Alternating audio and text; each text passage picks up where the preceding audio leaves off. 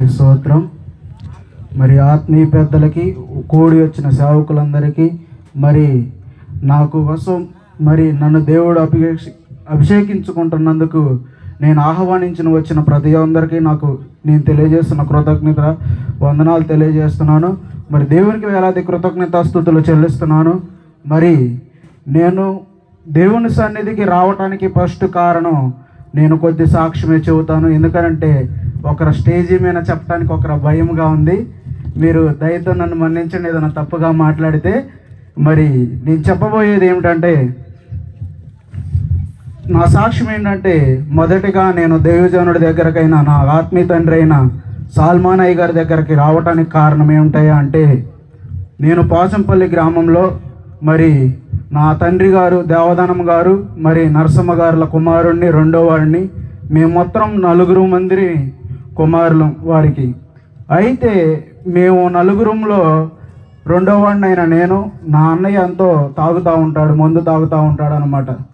నా అన్న తాగుతుండగా నా ఇంట్లో ఎన్నో సమస్యలు, మరి మా ఇంట్లో ఎన్నో ఇబ్బందుల కారణంగా నా అన్నయ్య మందు మానితే నేను చూడాలని ఆశపడి ఆలోచిస్తూ ఉండగా మరి అప్పుడే మరి పోచంపల్లి గ్రామంకి సాల్మాన్ అయ్య గారు వచ్చారు.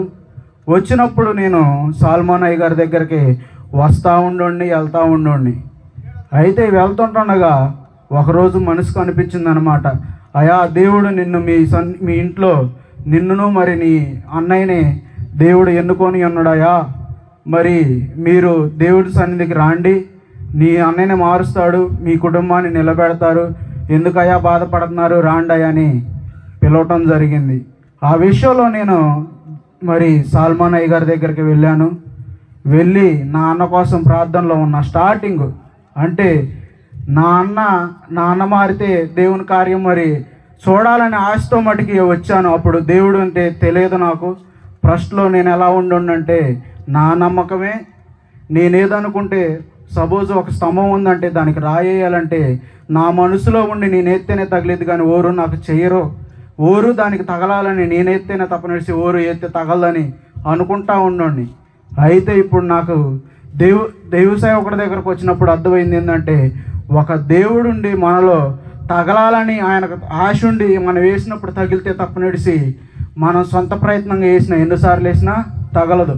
అయితే నేను అట్టా ఆలోచించుకునే నేను దైవజనుడికి వచ్చినప్పుడు దేవుని ఆత్మ ద్వారా నాకు అర్థమైన విషయాన్ని తెలుసుకొని లోబడి దేవుని సన్నిధికి వచ్చిన తర్వాత నా అన్నని మరి నాతో పాటు కొంతమంది పోచంపల్లి గ్రామంలో తీసుకొచ్చారు. అంటే నా ద్వారా దేవుని దగ్గరికి పరిచయం చేయడానికి తీసుకొచ్చాడు. ఆ సమయంలో నా అన్నయ్య మారు మనసు పొందాడు, రక్షణ పొందాడు, మరి బాప్టిజం తీసుకున్నాడు, అన్నీ బాగానే ఉన్నాయి అనుకున్న సమయంలో మళ్ళీ లోక పాపంలో పడిపోవటం జరిగింది. నేనునే కానీ నా అన్నయ్యే కానీ మేము మళ్ళీ పడిపోవటం జరిగింది. అయితే దేవుడు నేను ఇక్కడికి ఇలా నడిపించుకుంటూ వీళ్ళకి వస్తా ఉన్నప్పుడు ఏమన్నారయ్యా, దేవుడు ఏమని చెప్పాడయ్యానంటే, అయా నిన్ను అనేకము కంటే అంటే ఎక్కువ జనములో నిన్ను బలంగా వాడుకుంటాను, నా సేవకు లోబడు, లేకపోతే అనేకమైన దెబ్బలు తగులుతాయి, మరి అనేకమైన కోడి దెబ్బలు తగులుతాయి అనే వాక్యం ఉంది. అలాగా మాట్లాడటం జరిగింది. అలా మాట్లాడినప్పుడు నేను భయపడుతూ ఫస్ట్లో భయపడి లోబడ్డాను, దేవుని సన్నిధికి వచ్చాను. మరి దేవుని సన్నిధికి వచ్చిన తర్వాత నేను ఈ పరిచర్య మరి ప్రార్థన నడిపింపు అన్నీ చూసి ఎంతో మరి నేర్చుకుంటా నేర్చుకున్నాను.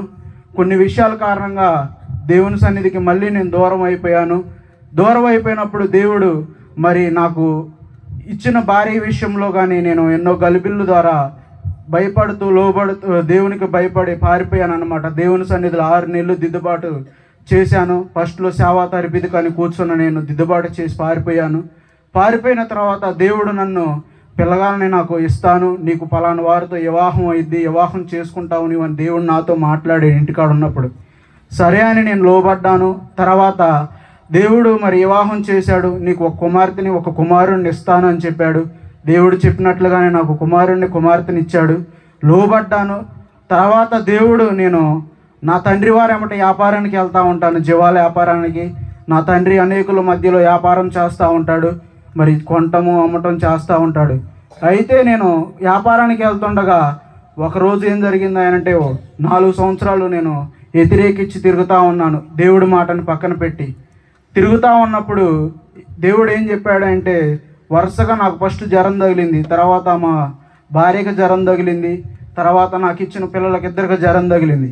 అట్ట 3 సార్లు రిపీట్ అయింది. ఏందబ్బా ఇట్లా రిపీట్ అవుతుందని నేను ప్రార్థించినప్పుడు దేవుడు అన్నాడు అనమాట, నీకు జ్వరం తగ్గాలన్నా కానీ, నీ కుటుంబంలో అన్నీ పోవాలన్నా కానీ, మీ ఇంట్లో ఉన్న అప్పుల సమస్యలు పోవాలన్నా కానీ, నీ కుటుంబంలో నీ అన్న పడిపోయిన విధానం పోవాలన్నా కానీ, మరి ఏయైనా పోవాలంటే నువ్వు నాకు లోబడు, నీ ఇంట్లో నేను గొప్ప కార్యం చేస్తాను అని దేవుడు మాట్లాడటం. మరి లోబడితేనే కానీ నీకు లేదు, లేకపోతే నిన్ను ఇంకా కఠినంగా శిక్షిస్తానని దేవుడు గద్దించి మాట్లాడాడు అన్నమాట. మాట్లాడినప్పుడు నేను కరెక్ట్గా 3 రోజులు సమయం తీసుకొని దేవుడి దగ్గర మరి 3 రోజులు సమయం తీసుకొని నా కుటుంబ సభ్యులకి నేను ఇట్లా వెళ్తున్నానని చెప్పేసి నా తల్లి దగ్గర నా తండ్రి దగ్గర క్షమాపణ తీసుకొని వెళ్ళి మళ్ళీ వచ్చి ఇక్కడ లోబడ్డానమాట. ఇక్కడ లోబడ్డ నేను దైవజనుల దగ్గర ఎన్నో విషయాల్లో పరిచర్య నేర్చుకుంటా ఉన్నాను, పరిచర్య చేస్తూ ఉన్నాను. మరి దేవుడు కృపను బట్టి నన్ను ఇక్కడికి నడిపించి ఈ ఉన్నతమైన స్థితిలోకి నన్ను నిలబెడతాడని నేను అనుకోలేదు, ఆశించలేదు కూడా. కానీ నా విషయంలో దేవుడు ఎంతో కృప చూపించి ఇక్కడికి నేసుకొచ్చాడు. ఇంకనూ నన్ను నిలబెట్టుకోవాలని నేను ఆశపడుతున్నాను. ఎందుకనంటే నేను ఈ లోకంలో ఎన్నో విషయాల్లో పడిపోయాను, తిరిగాను. అన్ని అలవాట్లు ఒక నీతిమంతులాగా నటిస్తూ అన్ని అలవాట్లతో తిరిగాను నేను. ఆ విషయంలో దేవుడి దగ్గర ఎన్నిసార్లు మొరపెట్టుకున్నాను. మరి మీ అందరం ముందులో కూడా తెలియపరుస్తున్నాను, నన్ను దేవుడు ఆ విషయంలో క్షమించాలని. ఎన్నో లోక పాపంలో జీవించాను, నన్ను మార్చిండు. మరి దేవుడు నాకు ఈ ఇచ్చిన అవకాశంలో, ఈ సాక్ష్యంలో ఇంకొక విషయాన్ని తెలియపరచాలనుకుంటున్నాను. ఏంటంటే నేను ఈ కార్యక్రమం చేసుకోవటానికి నా కాడ 100 రూపాయలు కూడా లేవు. నేను 9 నెలలు, ఇప్పుడు 10వ నెల జరుగుతుంది. 10 నెలల నుంచి ఇక్కడే ఉంటున్నాను దైవజనుడి దగ్గర. ఒకరోజు ఉన్నా ఒకరోజు లేకపోయినా తినుకుంటా ఇక్కడే దేవుని సేవకులు చెప్పిన పరిచర్య చేసుకుంటా, ప్రార్థించిన ఒక విషయంలో చేయకపోయినా చేసినా ఇక్కడ ఉంటా ఉన్నాను. ఇక్కడ ఉంటున్న సమయంలో ఎన్నో విషయాల్లో మరి పెద్దయ్య గారిని కానీ చిన్నయ్య గారి మీదే కానీ ఎన్నోసార్లు నేను బాధ పెట్టుకున్నాను. ఎన్నో విషయాల్లో మరి వాళ్ళ మీద ధిక్కరించి మాట్లాడాను. ఇప్పుడు అయ్యగారు చెప్పినట్టు నాకు అర్థమైంది ఏంటంటే, బాధ పెట్టుకోకూడదు, శ్రమలు అనేవి వస్తాయని అర్థమైంది. ఆ విషయంలో నన్ను క్షమించాలి అయ్యా, క్షమించండి అయ్యా అని అయితే ఇక్కడికి వచ్చిన తర్వాత ఈ కూటానికి కావాల్సిన ధనం లేదనుకున్న సమయంలో నాకు ఈ ధనాన్ని దేవుడు ఎలా అందించాడయ్యా అంటే, నేను ఎవరైనా ఫోన్ చేస్తే లేదు అనకుండా, ఇగో నువ్వు పలాంటాయనికి అని చెబుతూ ప్రతి ఒక్కరూ నాకు అందించారు. వాళ్ళకి నేను వేలాది వందనాలు తెలియజేస్తున్నాను. ఎందుకంటే వాళ్ళకి మరి నాకు సహాయం చేసినందుకు వాళ్ళ కృతజ్ఞతలు చెబుతున్నాను.